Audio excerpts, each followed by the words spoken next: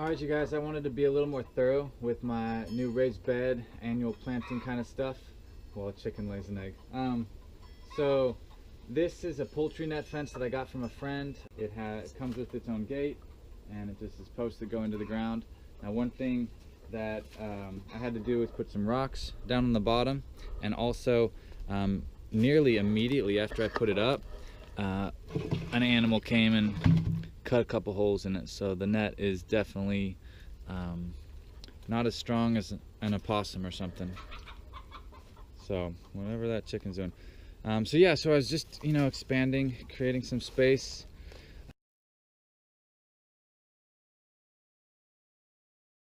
We filled this bed up with 2 yards of a bed mix, like a bulk soil from a soil yard. Then I added a half a yard of topsoil from a soil yard for some mineral added stuff to make it a little bit heavier, because I kind of like that since I'm not irrigating. And then after that I added about a quarter of a yard of my high quality compost on top, kind of for tilth. And I did mix a little bit of it together, but basically that's the layers that went into it. I mixed the topsoil with the bed mix stuff.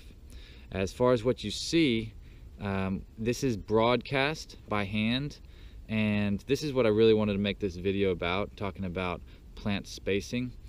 Now, the chickens have been in here, not just through the holes, but maybe even flying over through the corners. So they've scratched it up a good bit, but in general, this is about how it was when it was seeded, because I haven't done any thinning, and that's the goal when you're broadcasting seed. So with every plant there'll be recommended spacing, and I think with lettuce it's around 2 inches. So here we're at about 1 inch, and that's what that looks like, maybe a little bit less right there in the middle. And what this means is that in this area these plants won't get sufficient light to really make a full-size lettuce leaf. The competition will be too much. However, here where we're going maybe 3 or 4 inches, if you get too much of that, then you're losing moisture more quickly and you're not making efficient use of the space. So that's why having a good idea of how much seed is dropping, your germination rate in your seed, your pressure, like your bird pressure, all those things factor into how you broadcast your seed, and I'll show you my technique in a minute.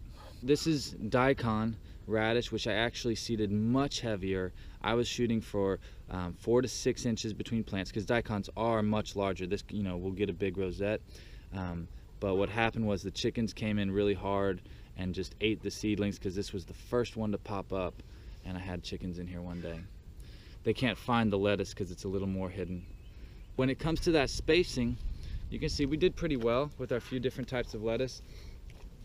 I want you to see over here what happens when you're not paying attention and too much seed goes in. So right here, this is like a ton of plants, and the reason this whole area is stunted and starting to become anemic and nutrient deficient is because of how many seeds were in this area, compared to right here beside it.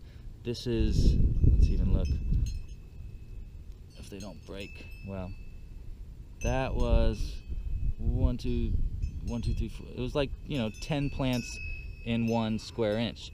So that's where thinning becomes necessary, and thinning is extra work. And so you don't want to have to thin, so you want to be really efficient with when you broadcast your seed. So here's the arugula seed that I'm spreading. There's some chaff in there because I collect my own seed, and I like to just load it up right there in the crease of my hand, and then tilt my hand forward and just go side to side to try and get a really even spread. I like to move backwards as I go across the bed. I feel like I have a little bit more control that way. And then I can hit the pockets that I might miss with a little bit extra. And I can use my thumb on top to control if there's a lot, like I'm taking a big handful, then that can kind of help you control how much gets released, kind of the rate at which it goes. So let's see how I did. I don't know how much the camera can pick up, but if you look really close there, you can see that the coverage is about 1 seed per 1 to 2 inches. There are some sections where it's a little overseeded, but with the arugula, with any seed really, you can expect some to get eaten before germination, so it's better to go a little bit heavy. So in the end, what this video is about unleashing the power of the seed. You know, encouraging you guys to go out there and just broadcast seed on the ground, because the seed can do it. If it's a small seed, it needs to go on bare ground, or you know, ground with not a lot of mulch on it. And if it's a large seed like beans and things, you need to throw them into some really loose mulch. Throwing beans into some grass, you know, that's maybe about to get phased out or cut really hard, you can get a really good percentage to germinate. It isn't about every seed growing, but it's about it being more in line with nature, because plants make tons of seeds just for that reason. You know, they make thousands in one plant just so that 100 or maybe even 10 or maybe even 2 can grow up and be big and beautiful. And when we broadcast seed, we're aligning with that natural pattern, feeding the roly-polies, feeding the birds that fly down, all those other things. So collect the seed, and then you'll realize its abundance, and then you'll begin to align with just unleashing the seed, unleashing the power. You see bare ground, it's like that's ready for some ruderal species to go in there, some lettuce and radish and arugula, and you just toss some mustard seed out there and just see what happens. Begin observing that way. So that was the gist. I hope you enjoyed this video, and I'll catch y'all next time. Peace.